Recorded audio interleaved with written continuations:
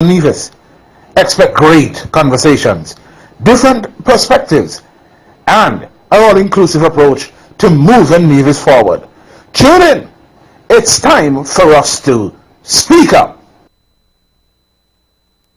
Good evening, Rohan.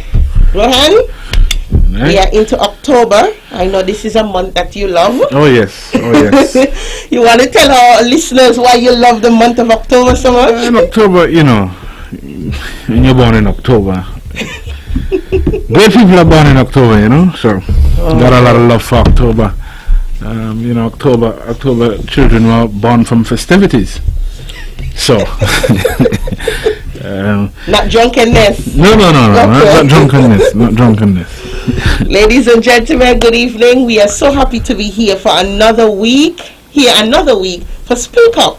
It's a weekly program hosted by Rohan and yours truly, Jaedee Caines, and we are here every single Thursday from 6:30 to 7 on the Eastern Caribbean's Powerhouse, and we are so happy to be with you once again to bring you what we think is, and what you think as well, because we've been getting feedback from the general public. So we are happy to bring you what is considered, or what are considered items of national interest, and so we are here to speak up.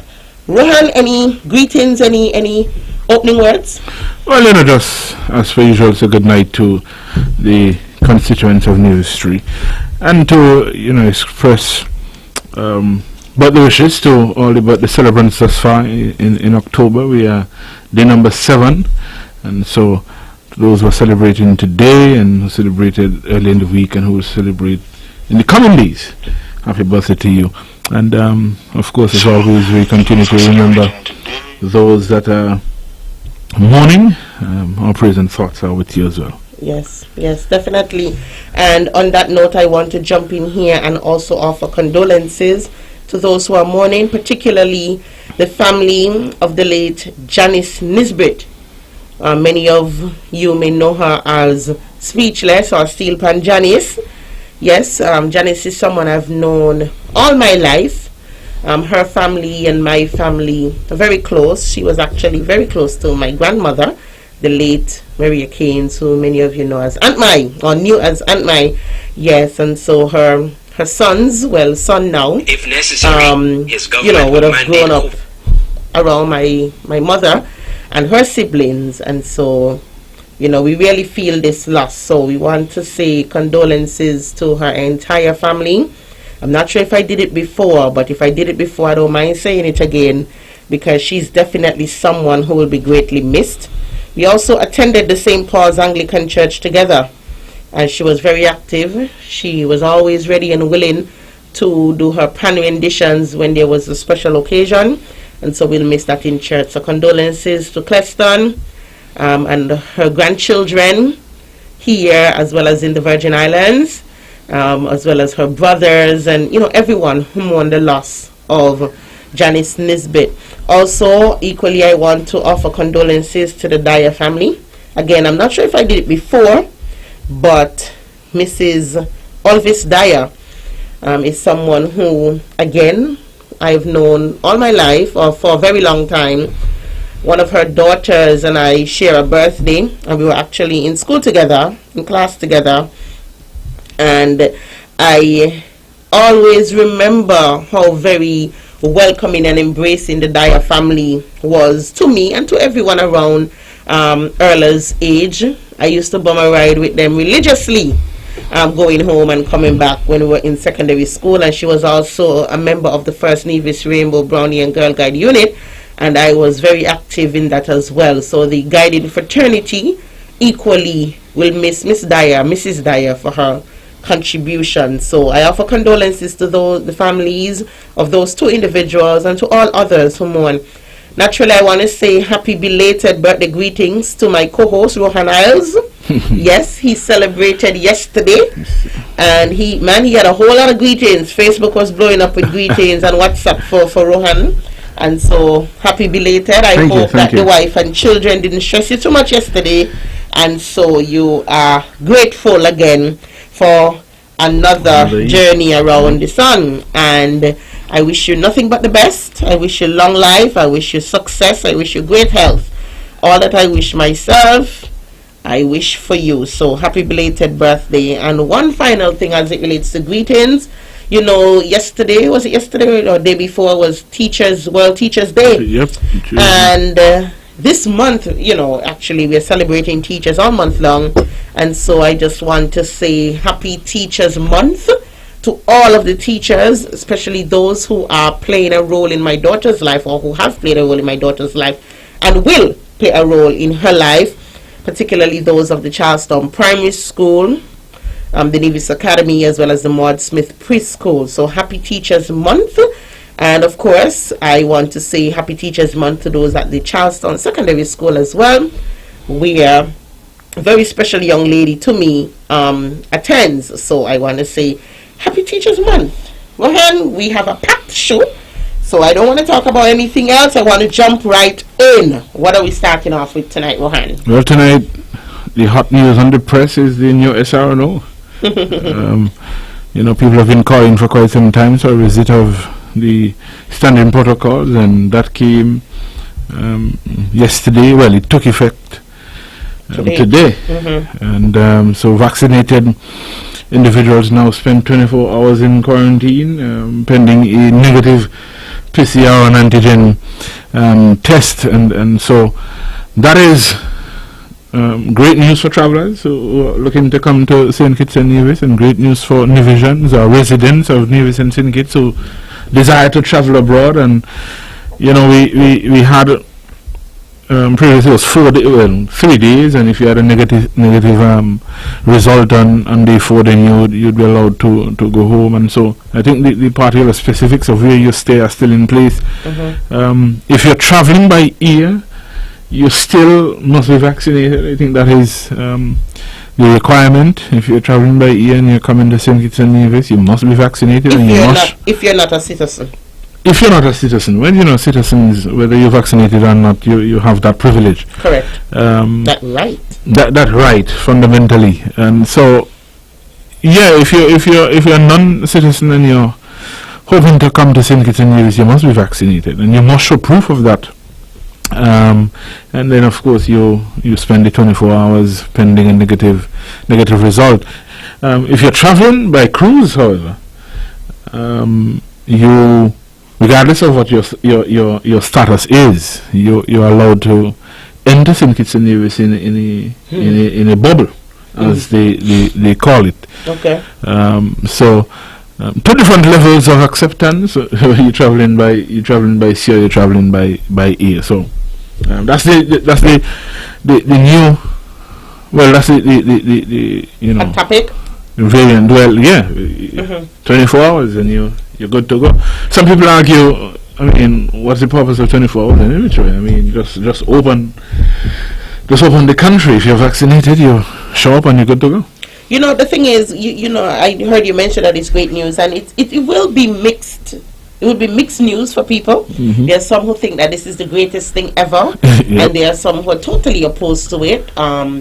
As a matter of fact, the first person who would have engaged me, citing that they are opposed to it, was saying, "Oh, we're not really considerate as to people's health because we're going to open up," and then, you know, that along those lines. Of course, I respect that opinion.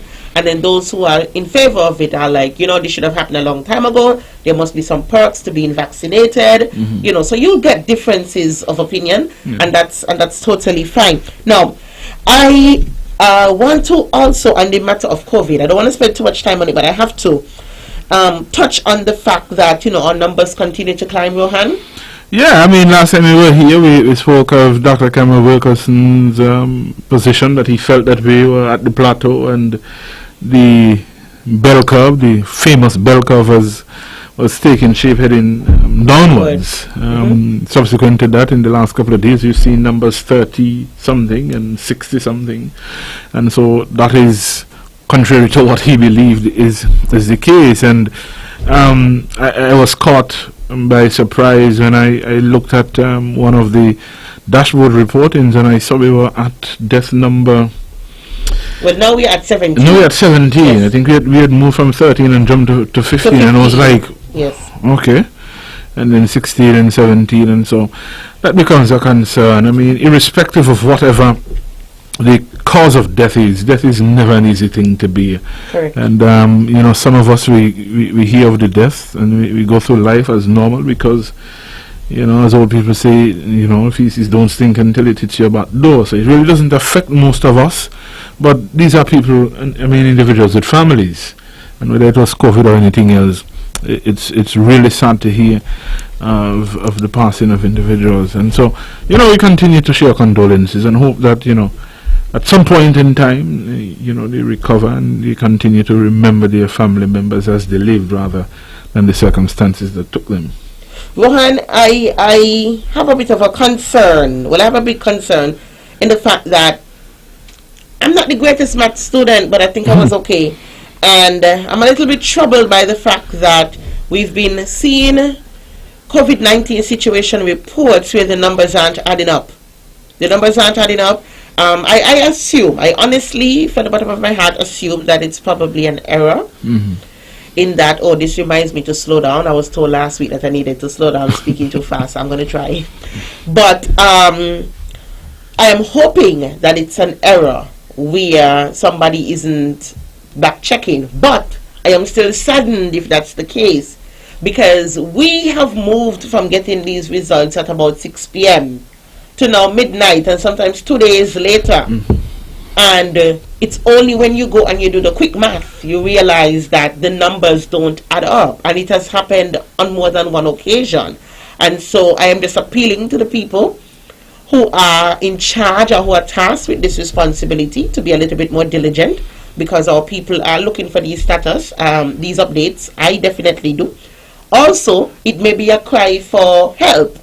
It may be that they need additional persons to assist in this process. I think we said that last time as well. The management of the systems seeming to fail those who are managing the systems, and it's a case for me where I think the individual or the individuals who are responsible for tabulating and putting in information may be a bit overwhelmed by the situation. Of course, people become very rabid when the information doesn't come when you think it should come, and it's really unfortunate that the information sometimes comes in the dark and night. I mean, really, for me, I'd prefer, then, if that is the case, then dispose of them early in the morning. But it is unfortunate. I know we've heard the cries of the CMO that the labs are overwhelmed, and last time I heard, I think they said we sent some results to the British Virgin Islands, and then subsequent to that we were told that Alexandra Hospital is hoping to put their machine online. No timetable was given. There was nothing there to say, well, it normally takes XYZ amount of time for the machine to come online. What will be the capacity of the machine? How much load will it be able to take in a day? What ease will it give to the situation? Nothing, except that they are hoping to put the machine online. And this is one of the things I get with politicians. We always, in situations where we don't have a handle, we try to dump what you think people are going to perceive as good news on top of the situation. You're struggling, and then you put out a release that says you have made a down payment on a second machine. Yes, so Rohan, I'm into marketing, I'm into media. These are things that I love, and I know they can't fool me. And so I know that a lot of this is strategic. It is strategic in terms of the timing that we get this information. It is strategic in terms of, as you say, they dump some good news right after. I mean, all of this is strategic. Another thing I want to point out before we shift to the other topic is that I personally don't feel that the notice about, or the words, was it a speech? I don't know, about there being the need to put the first machine online is because there's a need to update the public. It's because we raised it. We said, we asked the question, what happened to the machine that was acquired? Haven't been here since August. So I mean, that's something I have an issue with. Finally, on this matter of COVID, you may not have an answer for me, or maybe you do, but I want to put it out there. what happens to teachers when their students are sent home due to COVID? So we are seeing cases where, especially at the secondary school level, definitely Charlestown Secondary, where you're told this class will now transfer or transition to virtual. What happens to the teachers who would have taught that class? That's a very good question, Adi. Well, I have known of a particular case where a classroom was transitioned to online learning, but the teacher was teaching from school. So, unless in the face-to-face learning, the teacher is teaching behind a cubicle or screen, that teacher would have been exposed to the same environment, right? Okay. So, that's a very good question to put out there, and these are things. I don't mean to laugh, Jaedee, but it's crazy.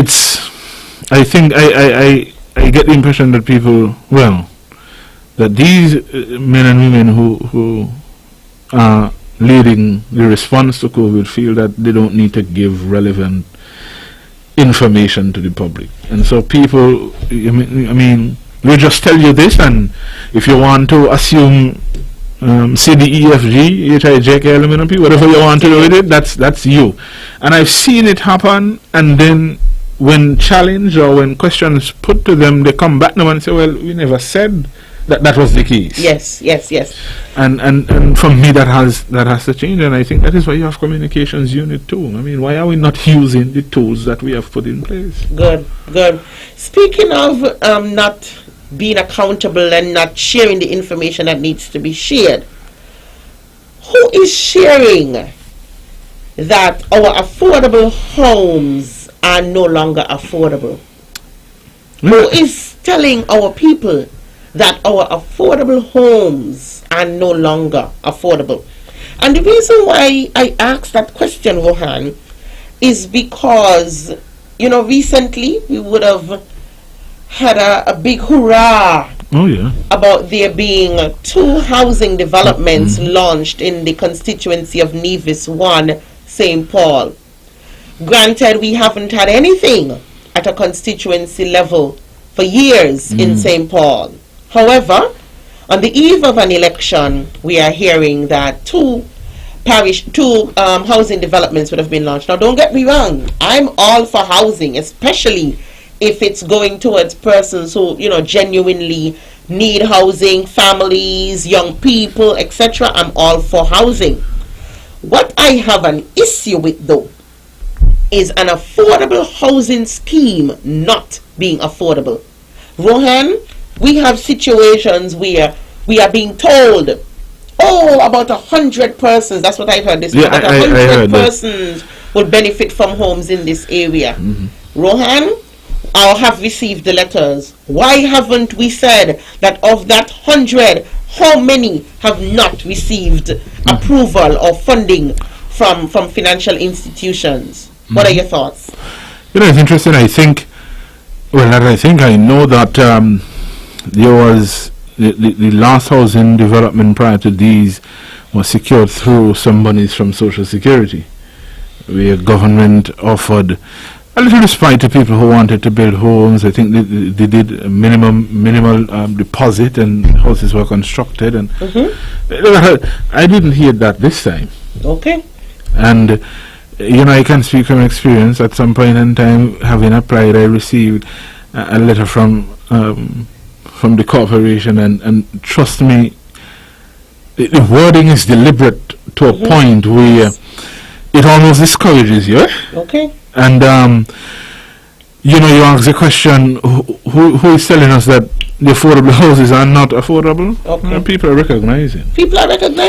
I have said before, and I'll say it again, and they could change the name a million times. If the process and the program is not changed or designed to meet the present income levels and needs of our people, it makes no sense. Yes. Middle income houses and middle income people can't afford them. Correct. So what are you calling the middle income homes?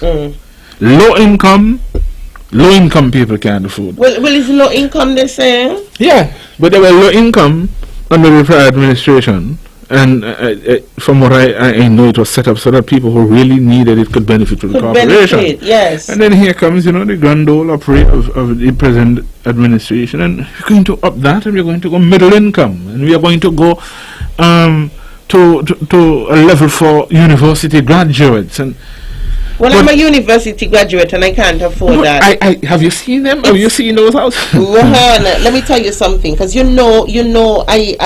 like to do a little bit of digging. Rohan, you know what's funny? In Hamilton, that grass had been cut years ago.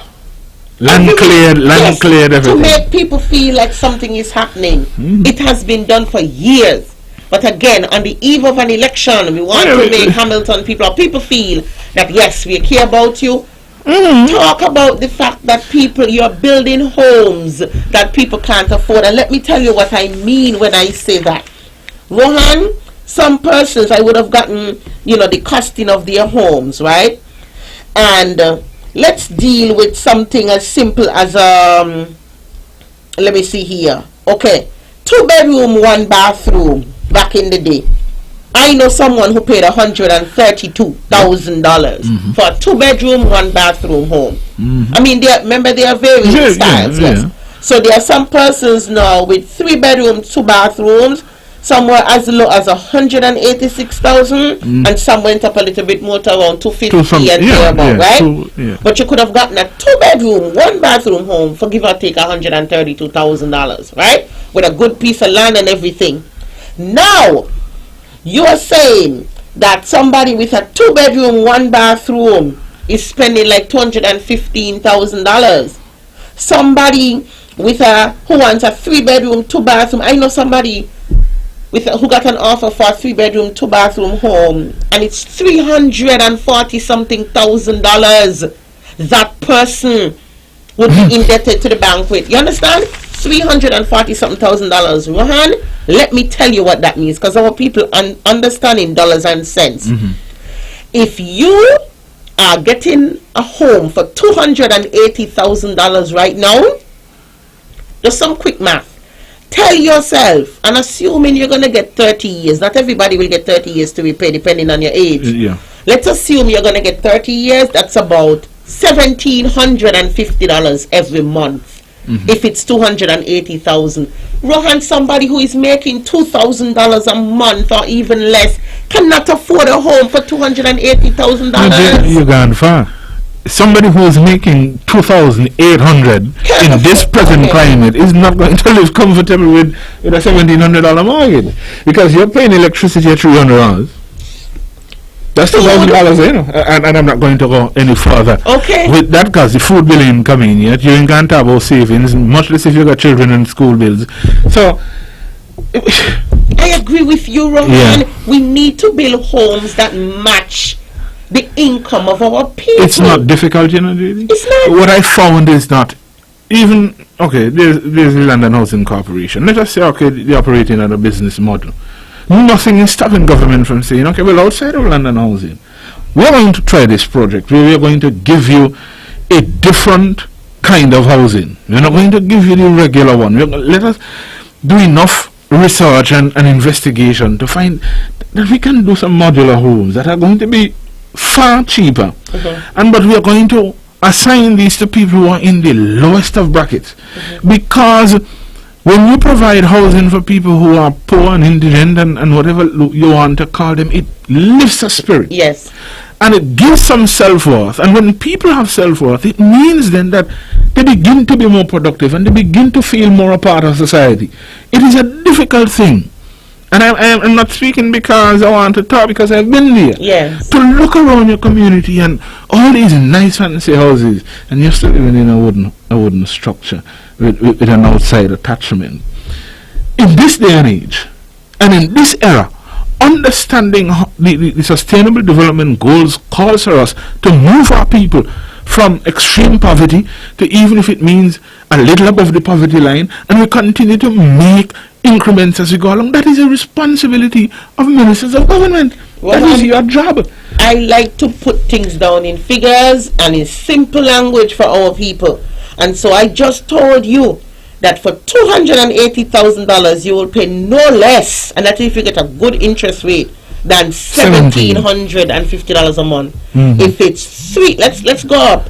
290,000, you're paying about 1,830.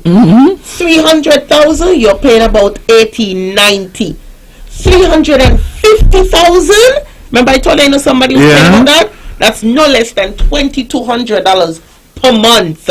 Now tell me, who do we expect to benefit? We are talking about all these people getting offer letters, but we are not talking about the fact that they continue to be turned down because we are not building homes that match the people's pockets. Also, we are not mentioning that the Nevis Housing and Land Development Corporation is not functioning as it should. It's being run to make a profit, and that ought not to happen. Rohan, you control the operations of NHLDC, your government, so your materials are coming in. You're not taxing yourself. You're not charging yourself. I mean, there's sure so the material. we don't have the millions one at a time. All I'm saying is we need to do things that match the, as you said it beautifully, that match the income of our people. Jaedee, here's what I learned today.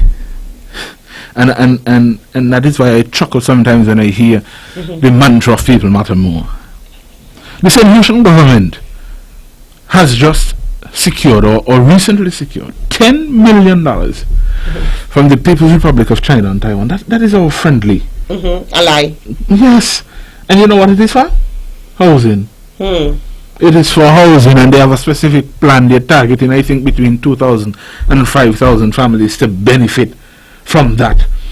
So you could imagine, listen, out of all the things they could ask for, they have found it relevant because they understand the importance of housing to their people. Yes. And all I'm saying is, if we're truly fit for purpose, these are the things that are on the front line of our minds. Yes. And so when we want to talk about a new look in Charlestown, I want to ask the people, when you don't walk to the end of Prince William Street, tell me if there's an opportunity for affordable housing there. Okay. When you walk to Tabard Chapel Street, tell me if there is a line there that says jobs available. Okay. Because people seem to feel that when you use election gimmicks and you try to play to the emotions of people, that it is all good and well and it works out fine for you, if it works out. And then the day after is what?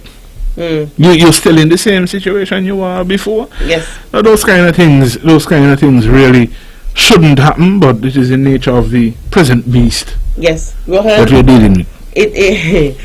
We always say that, we have so much more that we want to talk about, and I know I have a lot to talk about. One of the things that I am hoping that we can get to as I wind down is this whole idiocracy that I heard this week, saying don't ask. People are always talking about how much Nevis getting money. We shouldn't ask what Nevis is getting. We should ask how much you think it's getting. Now, I personally believe that if there's money to be had for Nevis needs to get its money. However, that doesn't mean that I should not ask what Nevis is getting. Ladies and gentlemen, you'll hear much more of that. And before I leave and before I turn it over to Rohan for his final words, I just want to encourage all of you to follow me on social media, because what you don't hear here, or some of what you hear here, you will hear more there.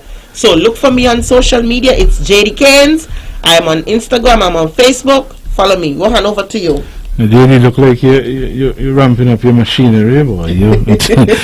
I'm looking forward to hear more about that question of don't ask what Nevis is getting. There's so much to talk about in that realm. Yes. As we leave, again, we continue to encourage you to follow the safety guidelines of the COVID-19 and practicing non-pharmaceutical measures. Wear your masks. Yes. It is in your best interest to do so. Continue to support teachers all day, every day. We'll see you next week. We continue to speak up. Ladies and gentlemen, good night. Join Jaedee Caines and Rohan Isles this and every Thursday on the Caribbean's powerhouse, Von Radio, for Speak Up, a social commentary talk show that addresses the state of affairs on Nevis. Expect great conversations, different perspectives, and an all-inclusive approach to moving Nevis forward. Tune in. It's time for us to speak up. The views and opinions expressed on the preceding program were solely those of the participants and do not necessarily reflect the views of the Nevis Broadcasting Company